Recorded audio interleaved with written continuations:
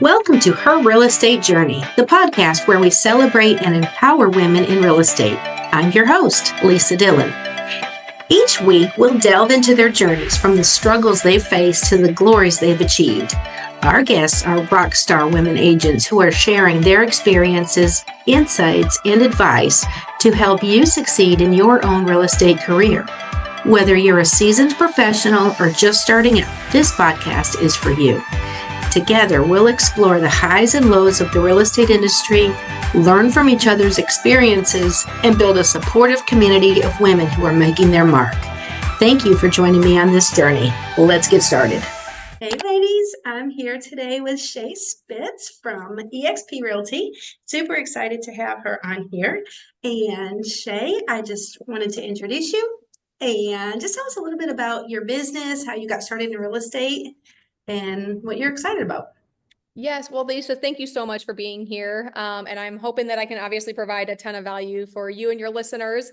Yes. I am located in Columbus, Nebraska. I'm actually sitting in one of my Airbnbs. So one of the things that we recently did is this beautiful wall art that people can stand. It's called the Neighborhood Sanctuary. So we have that there, but you stand in front of it, people can take pictures. So it's obviously to highlight that and just get that. It's just a little bit fun things that we like to implement and add here. But it used to be a church, so I can get into that a little bit more later. But I got into real estate back in 2016. My family doesn't come from real estate. I actually grew up in a very small community of about 500-600 people where you lived in a house and you stayed there until you die. That sounds terrible. But like my grandparents, I think, are celebrating their 65th year in their house. My other grandparents have been there for probably 50 some years. I mean, I haven't really known people to move. So when I got into real estate, I was shocked that the average time in a household was like 5 to 8 years. I was like, that is crazy.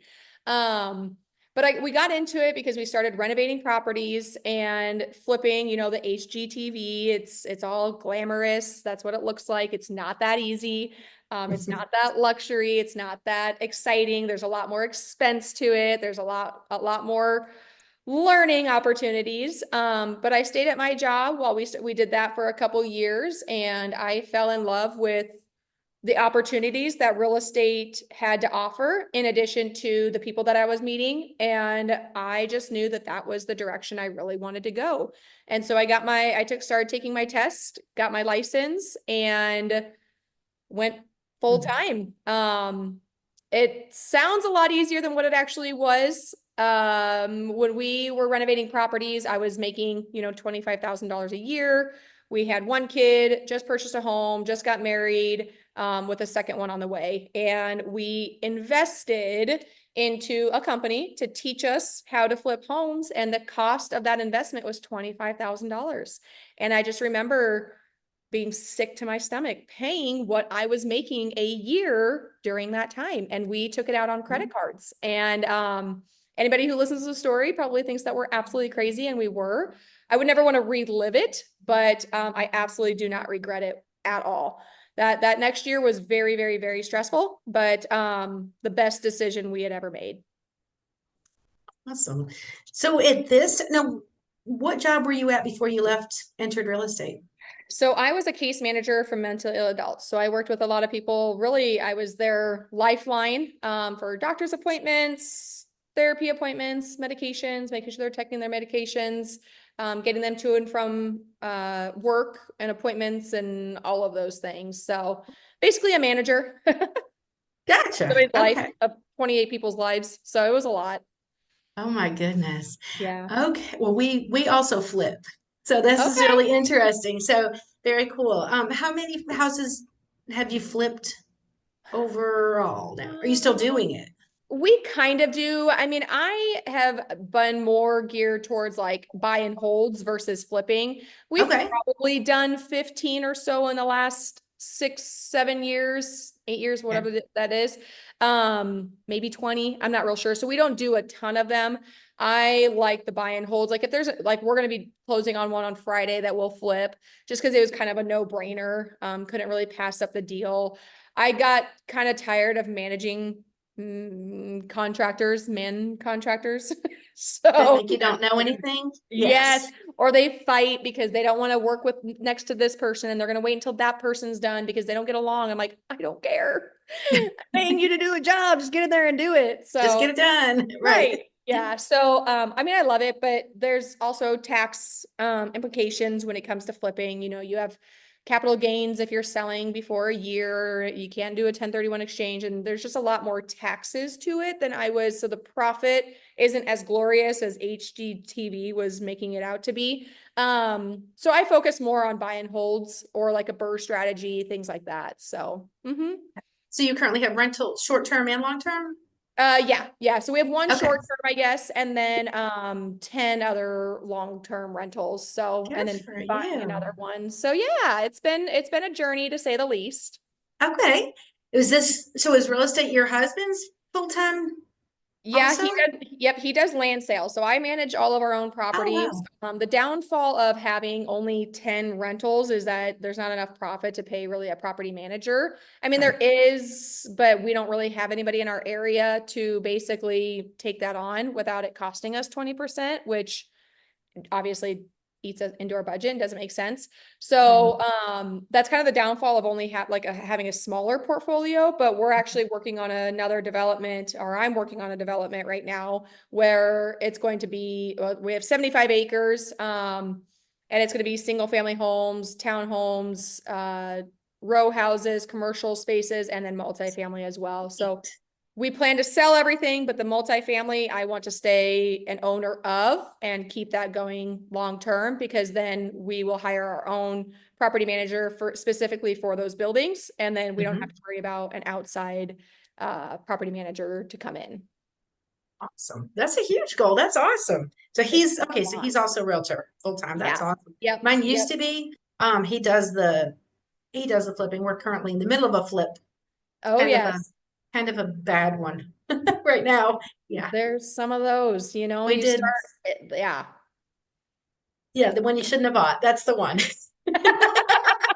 Been there, We done that. we saved it till last. 16 of them, Hey, and you this know is the what? last. You know what though? In hindsight, when you take a loss on something, you can at least offset the income in other places. So This that's is what I was aiming for. this is very true.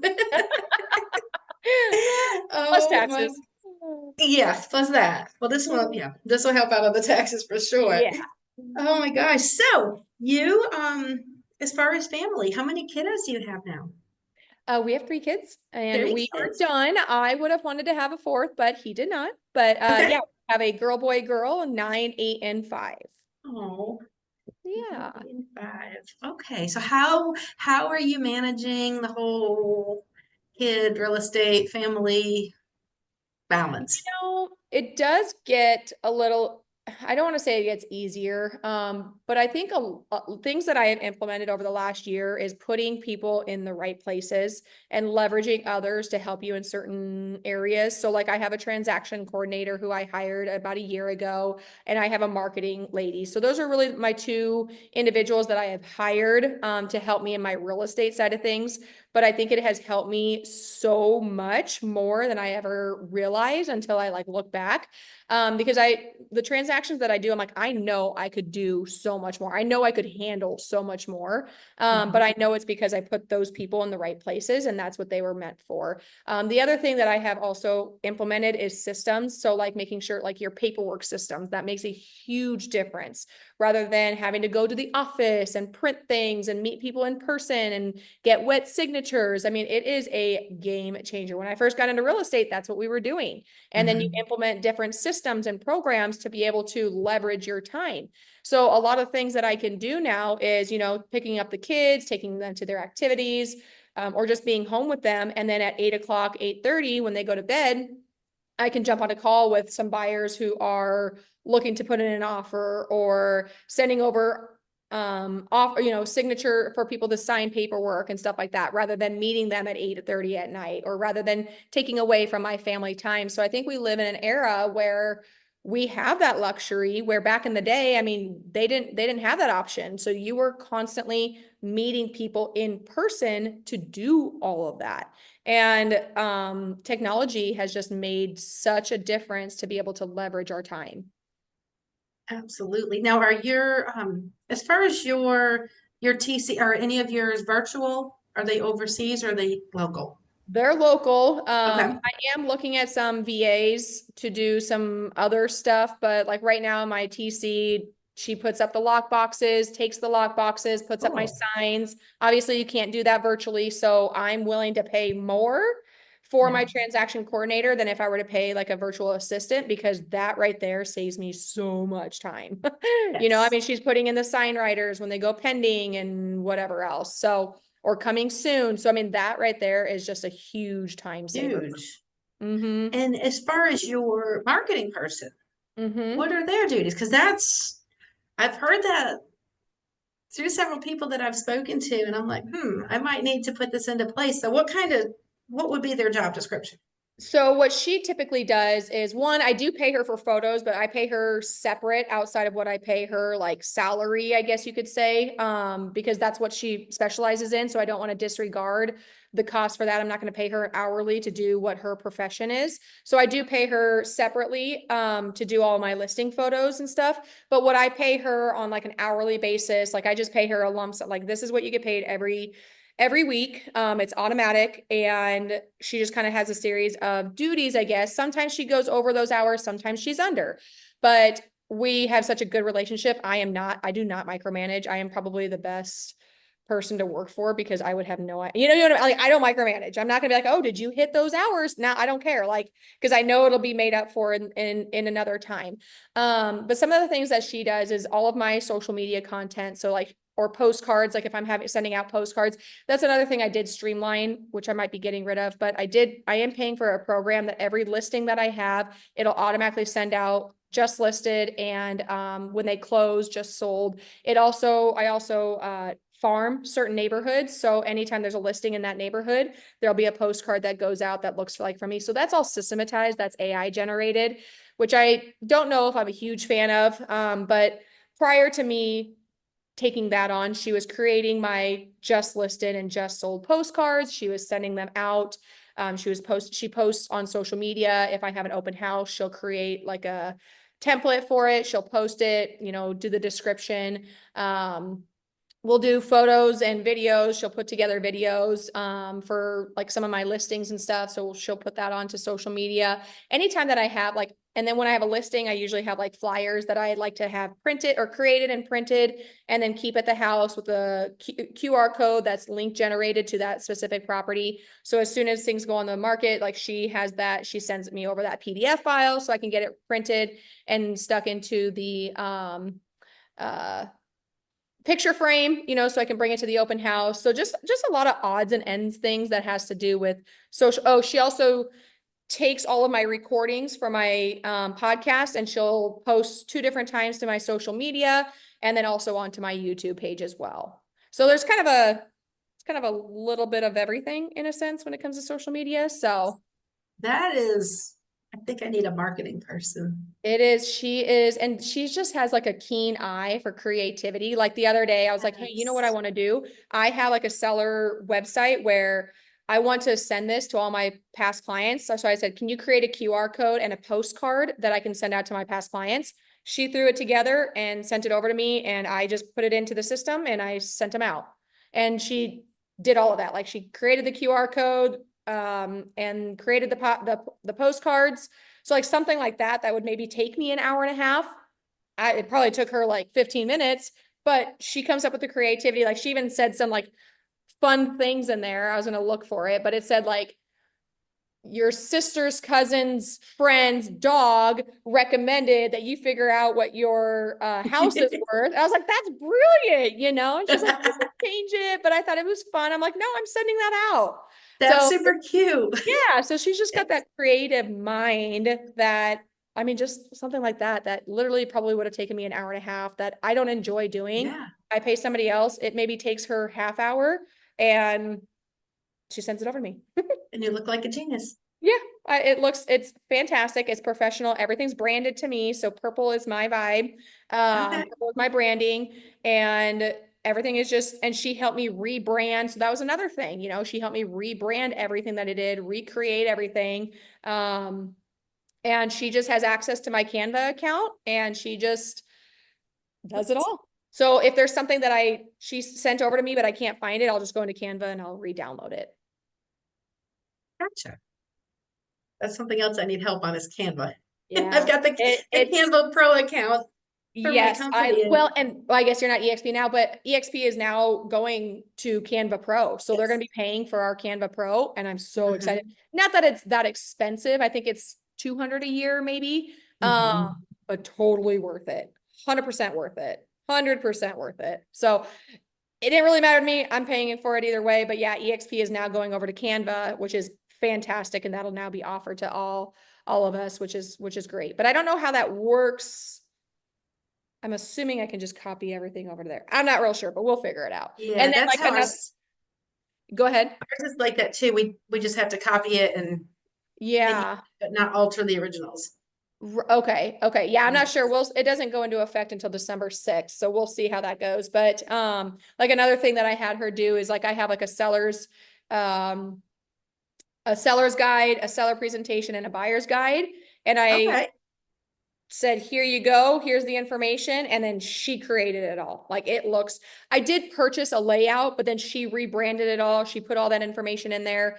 For my seller guide, like I have my stats from last year. So I said, hey, can you go into my information? I'll let you get into my MLS or not my MLS. I'll let you get into my Excel spreadsheet that has all my transactions from last year. I said, can you just take that information and then put it into my seller presentation so that way people know like, hey, here's my stats, this is what I did last year, and blah blah blah blah. She did it all. It was awesome. Saved me so much time.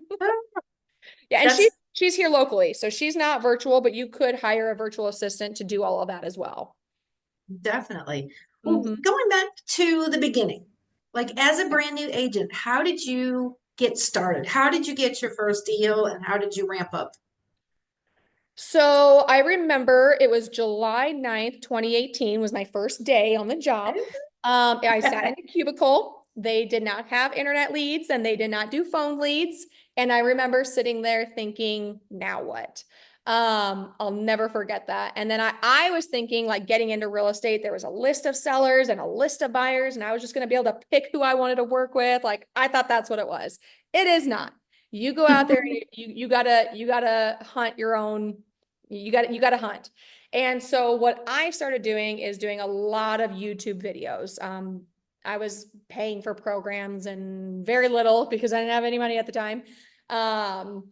But what I started doing is door knocking, but I was printing postcards and putting it on people's doors. I was calling for sale by owners. I was going to their house and leaving a card. I was contacting the contractors that I already had a relationship with them because of, flipping and stuff. So a couple of them decided to buy and invest as well. So within the first 4 months, I did have 14 transactions, which I would say was pretty good as a That new is agent. incredible. So yes, so Yes. I started July 9th and my first closing was August 31st. And I mean, just letting people know that I was an agent. One of the things that I did back then that I don't do now, but I probably should, is every birthday that I had on Facebook, I had a picture of myself. It was Berkshire Hathaway at the time. And it just said happy birthday. I posted that image to every single person's Facebook page. I should get back into that. I feel like that was probably a good idea. It was probably a better idea than what I realized, but it was just a way, instead of saying happy birthday, like, hey, I'm taking the extra step to actually go to your page and make a post on your page versus, well, now everything's AI. I just click post, post, post, post, post. But which, I mean, that's just taking an extra step, and then that's just more exposure. So really leveraging social media is a huge benefit. I think though that people sometimes rely way too much on social media and they're like, oh, I need to do all these videos. But really where it's at is making those connections with people. It's having that face-to-face interaction. Yes, social media is great to get that extra exposure, but I think so many people use social media as a caveat, not to get out there and get in front of people. You know what I mean? It's like, oh, I'm going Yes. to just do videos instead. No, like, yes, they need to like, know, and trust you, but the way you do that is through those personal interactions. So you need Facebook. Facebook is kind of like a website. Like, you have to have it to establish your credibility, but it is not the end all be all, because I make better real estate deals and transactions because of the connections and the relationships that I have, not because of my social media presence. Absolutely. That's some super good insights. My son just got his real estate license, 21, and of course he's probably never going to listen to this, but I will definitely give him this info. But we've got a ton of new ladies that are brand new agents, and it's true. I mean, it's depending, newly single moms or people that, like, when I got in, we literally lost everything and I had to make it happen. So if it's depending on where they are. I mean, you got to make it happen. You can't, it's like you sit there and you're just like, okay, what's going to happen? How am I going to get this business started? You really don't have any idea. So definitely, business cards are inexpensive. Door knocking, YouTube. I love the happy birthday thing with your branding on there for everybody. That's so simple. It takes Yeah, 2 seconds. it does. Tell us a And little. oh, sorry. One thing I was going to say is, like, try to brand yourself. And I know people hear that all the time, and it took me 6 years to figure out what my branding is. So don't like rush into it. I was like trying to force myself into using red for my branding, because it looked good on me. People complimented me with it, but I was like, I don't love it. Like, I'm not going to wake up like, yeah, let's put on red. So I was like forcing myself to use that color for my brand. And then it wasn't until this summer I had a lady come in and talk about Canva to my Real Moms community that I have here in Columbus. And she was talking about branding. And I was like, for some reason, it finally just clicked. I'm like, purple. Purple has always been my favorite. My kids know that. Everybody who knows me knows that purple is my favorite. So it's funny because I have, here's my purple cup, and here's my purple bag, and here's my purple phone, and here's my purple laptop. The back of my cover is purple. And so it just clicked. And like, so I started rebranding. It's expensive to rebrand. So I started rebranding everything, my signs, my postcards, my business cards, everything to purple. And it's interesting because I've had some people say, oh my gosh, I see you everywhere. And it's not that I am more places and now, it's just that I think it stands out more to people than blending in with everybody else.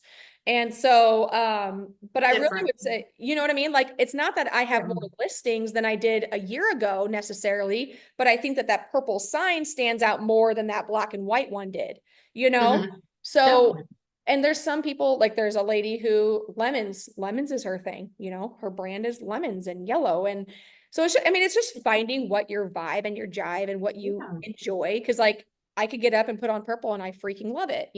I wear purple eyeshadow all the time. Would I have done that before? No, but I love it now. I don't do purple lipstick. That's maybe too much, No, I but don't do that. just finding like what it is that you love. And it's okay that it's going to take time. I mean, literally it was 6 years by the time I found out what my brand was. Love that. So tell me a little more about your podcast. What's the name of it? Where can we Yeah. find it? Yeah, so it's called Real Mom, so REAL. And I kind of went back and forth with that for a while because I'm sure there's probably people who think, oh, I'm not a real mom and blah, blah, blah, and all that. I'm like, haters gonna hate. It's fine. Like, that's whatever. You just got to move past it. But it stands for Resilient Entrepreneurs and Abundant Living, geared towards moms or mompreneurs, not specific to real estate, but whether you have an entrepreneurial mindset. But I really have people come in and talk about mindset, health, business, finances. So I've had I have a podcast called Real Moms, and then I have a Real Moms community here locally where we get together every 2 weeks. So we were actually just meeting right before this. And I had Amberly Lago. She has like an unstoppable event that she does every year. I've been to it once and she's amazing. She's a motivational speaker, but I had her, she zoomed in virtually. I've had a CPA come, I've had an attorney come, I had somebody come and talk to us through Canva, but it's kind of the same aspect with my Real Moms podcast, but my podcast is geared more towards women that I interview, but I've thought about venturing out to interviewing men just because men are still very intelligent. They are very wise. They can obviously provide incredible value to us women as well. So I don't want to I haven't gotten to that point yet. I've had men speak to our community, but not on my podcast yet. But you can find my podcast anywhere. Spotify, Apple Podcast, YouTube, they're all on there. I think I have maybe 36 episodes now. Amberly Lago is a fantastic one. Catherine Gordon, her husband is John Gordon. He has written the books, The Energy Bus, which is a fantastic book. If you have not read it, you need to read it. He's also they've written Relationship Grit is one that they wrote together, which is amazing. So I had Catherine on my podcast, just a lot of really inspirational women who have done so much with their life while raising a family. And sometimes it's not until later in life, when their kids get a little bit older, but eventually, they find their purpose and they find their passion and they finally go for it. So that's really what my podcast is about. It's just giving others hope and belief that they can do it too. Because so often when we have a limiting mentality, and I don't say that to be degrading, but it's because I've been there too, because I grew up in a very small community, very limited mentality for sure, that I say this because I want everyone to know, especially women who have kids, that your kids are not your excuse as to why you're not where you want to be. Give them that. They are your reason. They are your empowerment. You know what I mean? Like my kids love, well, not always. They love going with me on appointments. Not always, but I do drag them with me, but they do love to see that I step way outside my comfort zone. And I am teaching them things that I was not taught growing up, financially, health-wise, all of that. But our kids are not our excuse. They are our reason to do what we are meant to do. And I love to empower other women, especially men. You're good. I love you guys too, but I love women. You guys are amazing. We need men. Don't get me wrong. Love them. But I think there's just so much power to a woman that we hold it in because we feel like we are a mom and we don't have an identity outside of that, but we do. And we need to release it because women are so powerful and we're so amazing on everything that we do in life. And our kids, I love that you said that your kids learn so much because they do. You're going to do what your parents do, but you're also going to try to do right what you thought your parents did wrong. Right. Yes. Yes. And the wiser I get, I love my dad. I love my parents. But the wiser I get, the more I realize how wrong my dad was and is. If he hears us, I love you, Dad. And he knows that. But the older I get, I'm like, okay, he wasn't always right. Like, not that he wasn't right, but that was how he grew up. That was the way he thought. And you do what you do based off of what you feel is best in that moment. Right. You know what I mean? So you do the best for what you know. Yeah. Yeah. So no fault. It's just, I'm like, okay, now not everything he says is gold and wise. I totally get it. Love him dearly, but no. Yes. A couple things that I totally do because my parents did is I donate blood. I always vote. I mean, it's just the little things, but I just really thought it was cool that they donated blood. I've just literally done it ever since high school. Well, and it's great. I mean, don't get me wrong; those things are two very important necessities. Yes.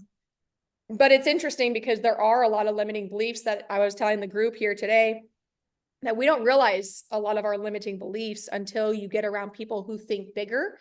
And you're like, holy shit, like that was a limiting belief. Like a perfect example, and I could probably argue this a little bit, but I have wanted to move out of Nebraska for a very long time. I cannot get my husband to move. My family's from here. His family's from here.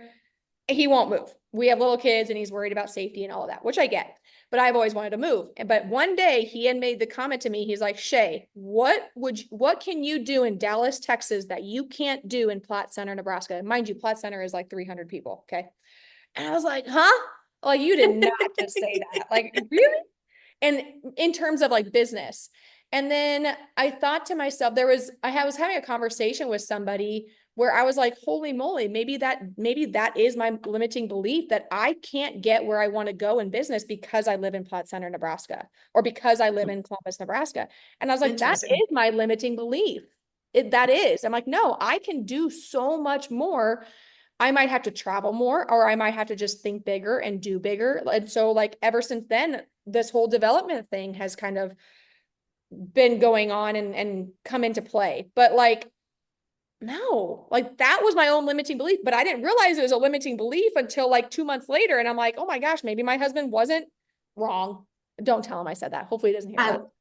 We won't tell. He was still wrong. No, but you know, I'm like, oh my gosh, I didn't realize that was my limiting belief until like later. I'm like, oh, that's my limiting belief. I'm telling myself I can't get here because I live here, which is a complete lie. It's totally aha moment. Especially with social media. Right. And look, you don't have to wait in traffic. I don't wait in traffic here. We have like 14,000 people in our town. What is your average price point that you sell? About 275 to 300-ish is our average price point. Okay. So mine's like high. Mine's like 175, 200. Oh, wow. Yeah. Oh, wow. But we have 275, I would say is our average. Yes. Okay. Like first time home buyer type. That would be sadly 250 to 275 is home buyer, which is not even affordable anymore, in my opinion. It's not. No. It's crazy. I couldn't imagine buying a home for the first time around that price point with where interest rates and insurance and all of that are. But I also don't want to say don't do it, because that's where you build up that appreciation. That's where you build up that equity. Like, you got to start now. Right. Don't wait to buy real estate. You buy real estate and wait. So like, oh, what if the market crashes? Well, if you don't have to sell, it's irrelevant to you, you know? I mean, back in 2008 and 2009, I could walk into a bank and say, hey, I make $300,000, give me a loan. They'd do it. Now they need everything except for your DNA, which they might even need that anymore. So they're going to know whether you qualify for those type of home payments. Now, obviously you could go out there and you could lose your job, or you could overpay for something like a vehicle, which people put way too much money into their vehicle and the materialistic things. Live below your means. We don't need those luxurious items and things and clothes like this. I get so many compliments on these earrings. These earrings were like $3. But I get more compliments on these than anything that I've spent more money on. This dress, I get compliments all the time on it, and it was like 10.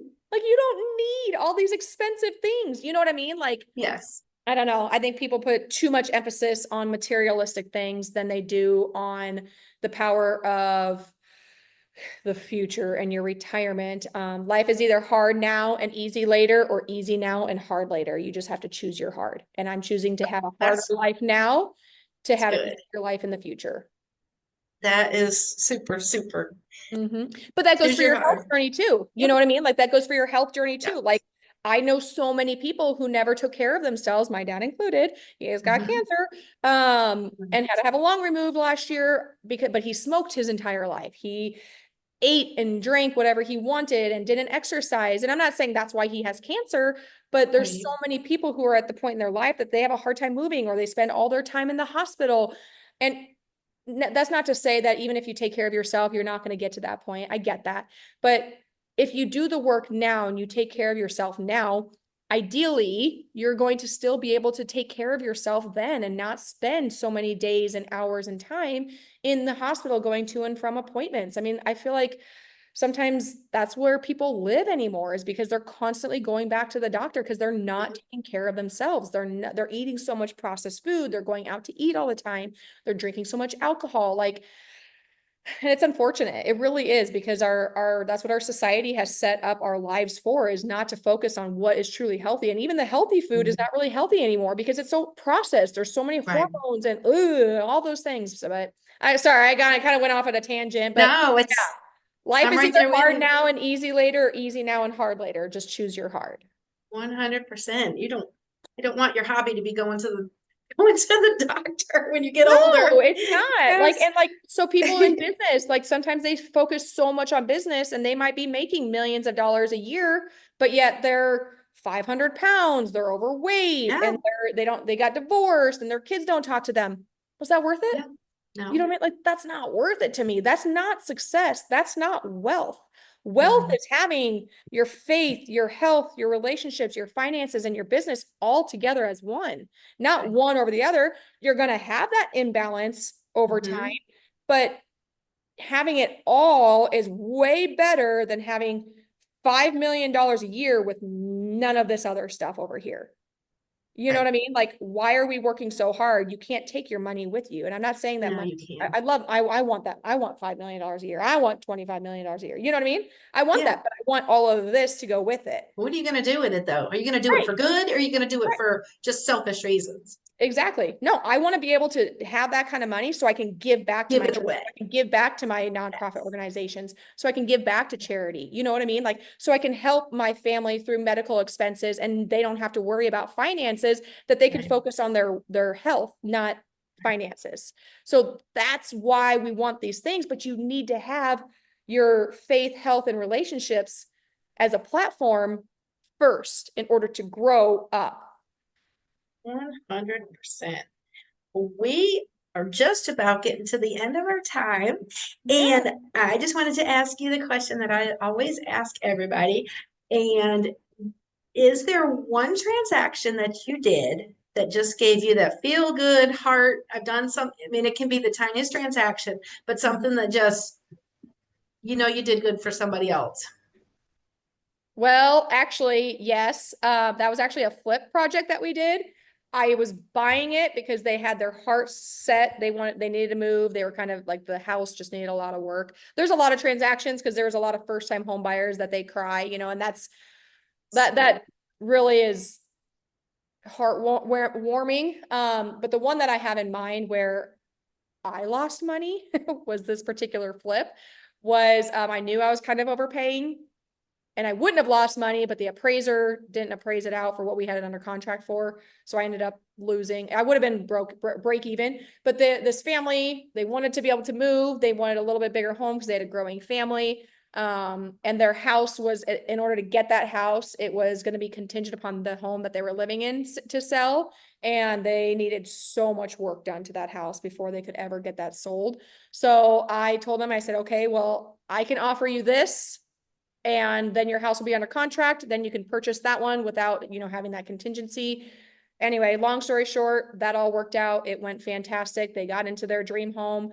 I bought this house. I did lose money. I only lost like $5,000. Not that big of a deal, but it was a tax. I was able to use it for tax. You made it back in commission from the other one.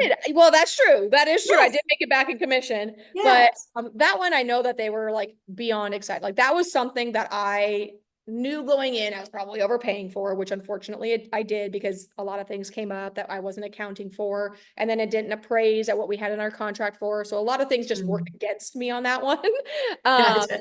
But that was one that stood out to me, that I was like, okay, like, I knew going into it, I could make a little bit of money, I could break even, or I could lose a little bit of money, which it wasn't terrible, but that was one that really stood out to me, that they were super excited for, and everything worked out. So. And now they're happy. It's all worth it. Yeah. Yes, they are. They are. I love it. Love it. Love it. Well, Shay, I am so thankful that you joined us on her real estate journey today. And I'm going to sign off, but y'all check out her podcast, Real Moms, REAL Moms. Yep. Check that out. And if you have any referrals heading to your city, Yes, then Columbus, Nebraska. She would love to have them. And thank you so much, Shay, for being on our show. Yes, thank you, Lisa. Thank you for having me. All right, thank you. Thanks for listening to Her Real Estate Journey. I hope you're inspired to conquer your own real estate path. If you enjoyed this episode, subscribe, rate, and leave a review. Follow us on social media for updates and more stories. Until next time, keep shining and make your mark. I'm Lisa Dillon, and this is Her Real Estate Journey.